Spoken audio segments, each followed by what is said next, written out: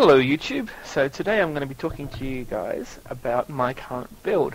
I've had a lot of requests lately about the build and I figured what better way than make myself a video.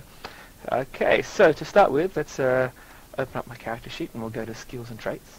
As you'll see here, I've got 20 points in domination, 0 in dueling, 0 in chaos, 20 in inspiration and 30 in illusions.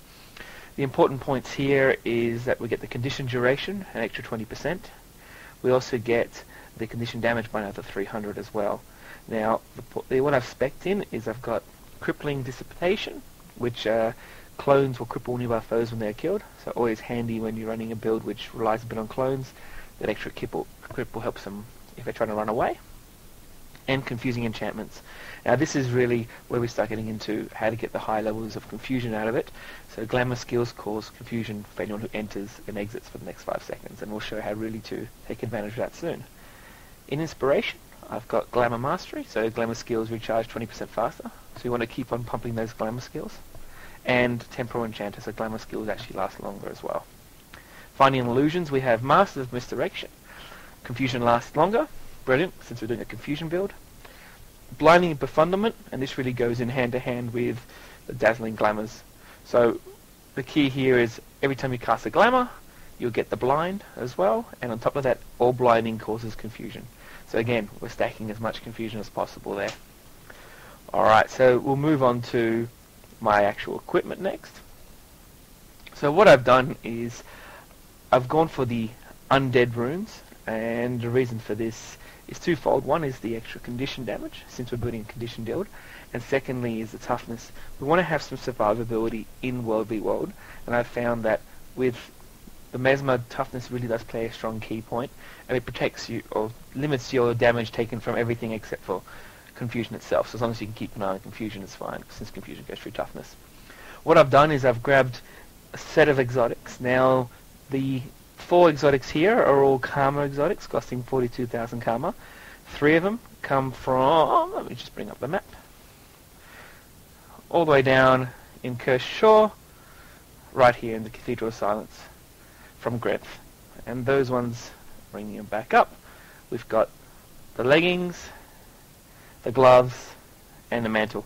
The reason we've gotten these 3 is, as you can see, they've got both toughness and condition damage in the actual stat they give. The 4th one we've gotten via Karma for 42,000 is the Archon Helm, which again is a toughness and condition damage. And this, for those that don't know, is grabbed all the way down again in Cursed Shore, right here in the Cathedral of Verdance. So you can get 4 Karma items. Now, unfortunately, there's no other items via Karma that you can get for chest or for boots, so I had to go down the crafting slash pieing phase via the AH, and I went for the Kill Boron set, which comes with toughness condition damage on the chest and the boots as well. So again, really trying to stack that toughness consumer damage, and you get the extra precision on top. No complaining about that. For the staff, I've got the Bramblethorn, which again is going to be your purchase via AH or craft, which is again a toughness and condition damage, and you'll see that I've got a superior sigil of corruption. So you want to really stack that up to 250, which gives you 250 extra condition damage, which is brilliant. On my secondaries, I've got a Mystic Wand, again, toughness condition damage, with a Sigil of Battle. Since Might does add towards your condition damage, very, very useful. And my pistol, I'm currently running a Carrion. I'm saving up to get myself the similar version of the wand, which has toughness and condition. As my alternate secondary weapons, I've got a sword and a focus, and you'll notice that they again should have, in fact they don't because I'm playing around with the sigils, but they should have a Sigil of Battle and a Geomancy, but I'm currently testing out the Force and Hydromancy, really playing around with those 4. But the goal is to have all 4 items running the toughness condition damage as my secondaries anyhow. Over to jewelry, so I picked up these pack medals of accommodation. Now they're purchased from the exact same place that you get the Archon Helm. They're about 1,500 karma each, so cheap as, and they have toughness and condition damage. Score. You'll see I've thrown some exquisite Chrysocolla jewels in there for the extra condition damage, and I've got 2 of those. Finally, I've got a set of the Chrysocolla Aracalcum amulets of the Carrion here again, so a lot more condition damage in that. and I'm just saving up for another backpack to throw in a bit more condition and toughness, so we can ignore that for the moment. As you'll see, unbuffed, my toughness is sitting at 1388, and my condition damage is 1494. So easily in WBW, especially if you have an orb, you can easily get up to 1500 toughness there, and you'll see my condition damage, even when we've got the stack going there, can get up to about 1900 as well, which is absolutely brilliant. Alright, moving on to food choices. So I currently run 3 different food choices depending on how I'm feeling. My favourite at the moment is the veggie pizza. Extra condition damage and 40% condition duration is brilliant. I mean, confusion's so slow, so short at the moment, so having that extra duration really does help. Depending on the situation, I might go for the extra condition damage and vitality with a bowl of Orion truffle soup, or I'll go for the bowl of truffle ravioli for the extra toughness and precision, just in case I need to really pump my toughness a bit higher. And those I'll rotate through and use about 10 a night of each one, depending on the situation I come up against. You'll find that I mostly throw in the toughness if I've got a hard 1v1 coming up, or I'll throw the veggie pizza or the truffle soup, especially if I'm doing a larger group I'm attacking as well. Alrighty, so next to talk about is my utilities.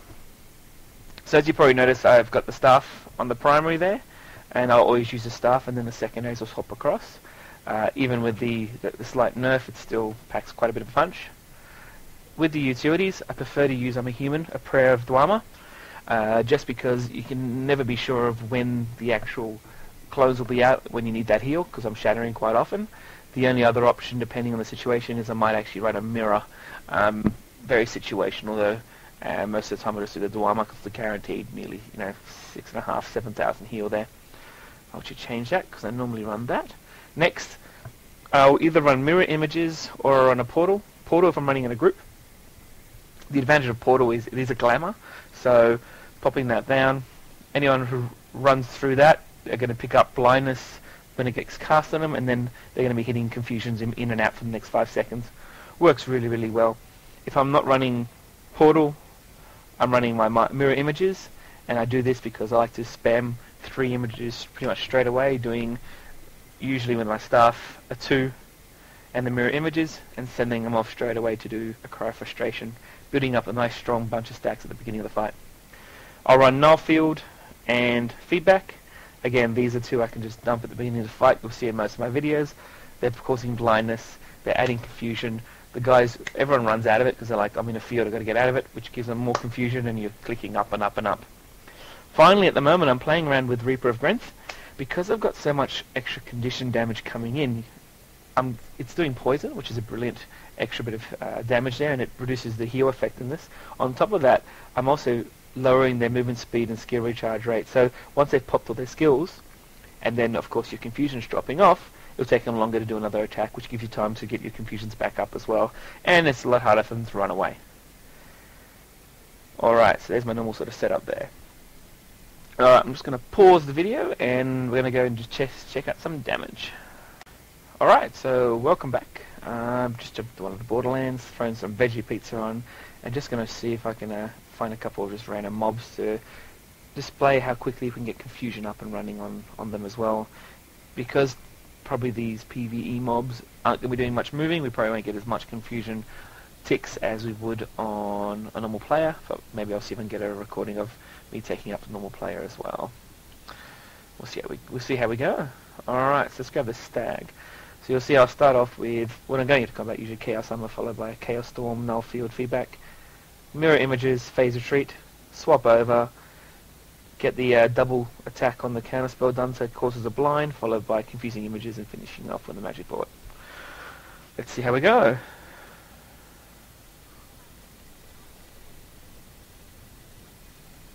Oh, I just stuffed that one up, didn't I?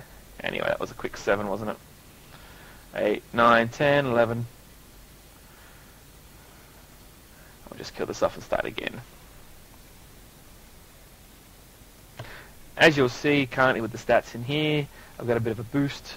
The condition damage sitting at 1656, which roughly equates to 363 damage skill use. And we'll get that pumped up with the staff in a second. I'll show you how it really gets nice and high. Alright, let's try that again without messing it up. We'll try this stag again. Alright.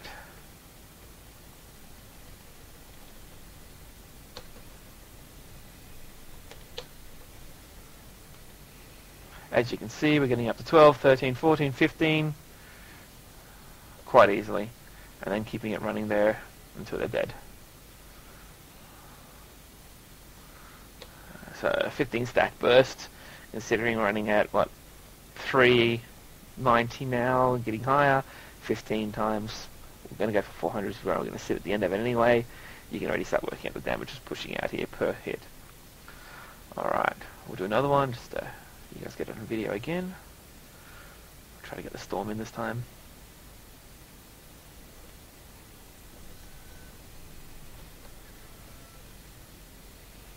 Still at 12, 13, 15.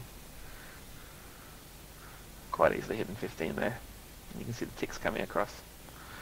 Alright, do a quick run, see if we can find someone to kill. I might edit this, might not, I'll leave it running. So as you can see, I've decided to edit it. Just speeding up through, as it took a little while to find a decent 1v1 fight.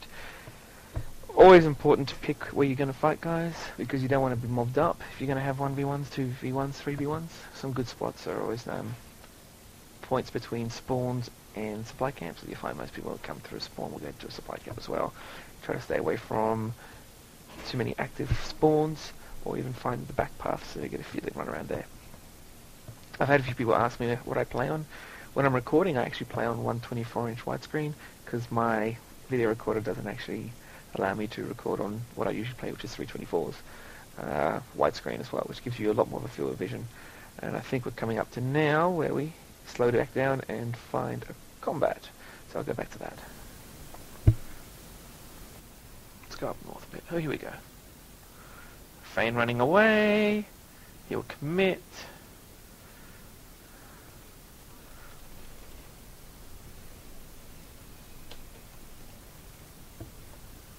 He's dead.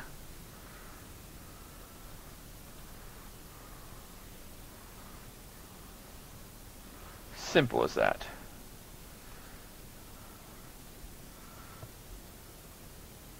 Alright, finally to finish off, guys, just some theory crafting with numbers. So as you can see here, I've got myself my veggie pizza running, and I've got my corruption to 25 stacks.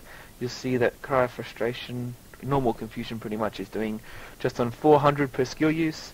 Now if we quickly find a mob and throw the might on there, I'll show you how high you can actually possibly get, because the way confusion or any condition damage tick actually works is every tick it does, or in this case every time it procs, it will base it off whatever your current confusion damage is.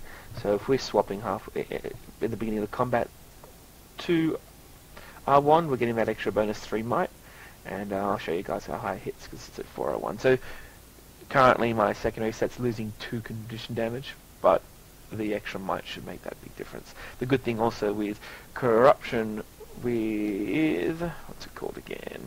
The superior secret corruption itself, you don't need to have the weapon there anymore once you've got the 25 stacks, which is absolutely brilliant. Your 75 stacks will stay there. Alright, so let's just see what sort of damage this can put out now. We'll just pump up.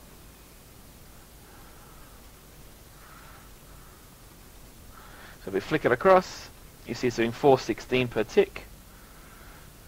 So even at an 8 times 416, you get quite a decent amount there, aren't you? As you saw before when I had 15 stacks, 400 itself, you're looking at 6,000 damage per hit. They're going to be doing to themselves. And that is unmitigated, remembering, guys. Toughness does not affect confusion at all. It bypasses toughness completely. So absolutely brilliant. Well, that's me, guys. Hopefully this video has helped you. Please feel free to post and like if you do like it. And any questions, post away. This is Kylia Deprigen from Avatar Dynasty on the Isle of Jantia server.